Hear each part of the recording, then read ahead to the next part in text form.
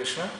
Now I will be showing you how to place a mridanga on your lap or your foot when you're sitting and playing. You just see, you have to have a gap of, the right foot will be ahead. You have to have a gap of 5 to 6 centimeter like this.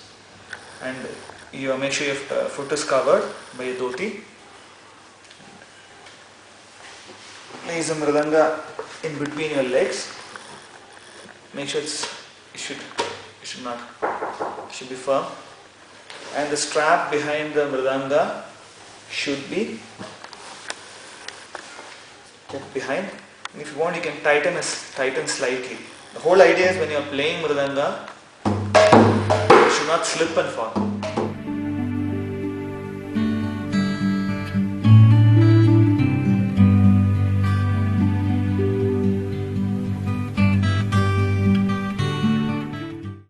We'll now just get introduced to different beats that you play commonly on the either sides of the mridanga, the big side and the small side.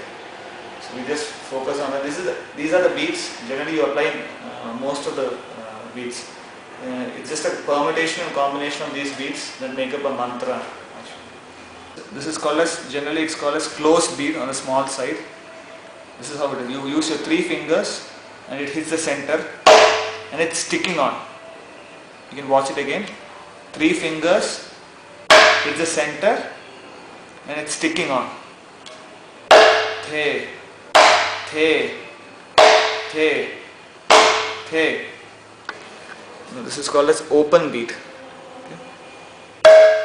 So basically you are using only your index finger, this finger, and it is, you see it's open. Open means it's not sticking on. It's not like this. It's vibrating. Now this vibration will only happen, you have to focus on hitting this part to this part of the mridanga, again the center. This sound will be automatically produced. Make sure your fingers are loose. See, this is just hitting here and the finger reverberates. Re, re, re. This is a closed beat. Your fingers are sticking on. It's not the whole hand is hitting. It's just from this part. This part, if fingers are spread wide, it produces more noise, and you have to hit with a little power. You should not do it softly. It's like hey, hey, hey.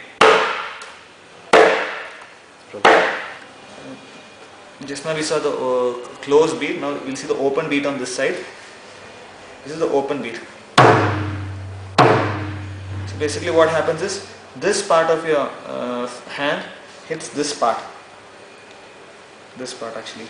There might be some pain initially, but when you keep practicing, your hands automatically get adjusted. So this is how it is. So again you have to put your energy and play. Please don't play it softly.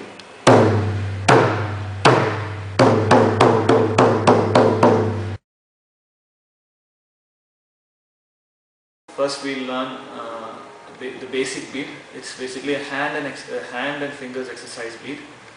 This mantra is called as Tere Khetha. So basically most of our hands might be a little stiff. So by practicing these beats, our hands and fingers will become loosened actually.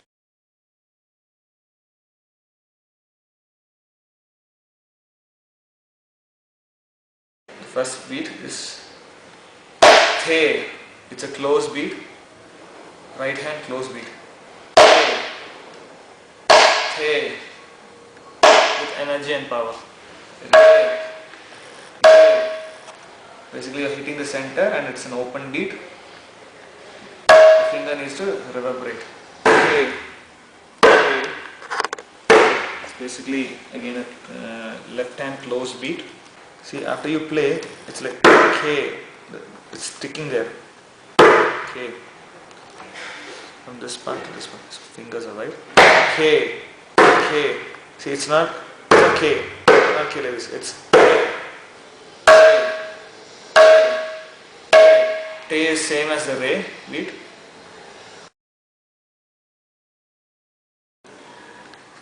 Te, Re, Ke, Ta. Te, Re, Ke, Ta. Te, Re, Ke, Ta. Te, Re, Ke, Ta. Te, Re,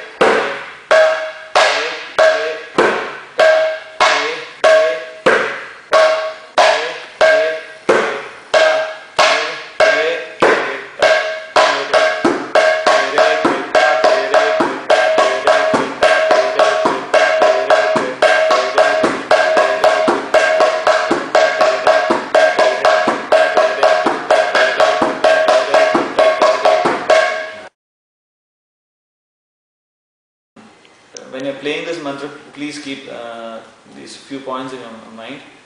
When you're practicing, please chant the mantra loudly. Actually, your hands move according to the mantra. When the mantra you chant, actually, like Te, Re, Ke, Ta, Te, Re, Ke, Ta, Te, Re, Ke, Ta, Te, Re, Ke, Ta, Te, Re, Ke, Ta. Basically, your hands move on the basis of sound. So please, so get accustomed to that. So, and second thing is chant the mantra slowly initially. So keep a watch when you're practicing with you. First 5 minutes at a very slow speed. Next after another 5 minutes, you can slightly increase the speed. But 5 minutes like that. So basically, chant the mantra loudly, and second thing is do it slowly. So this will ensure that you learn it perfectly.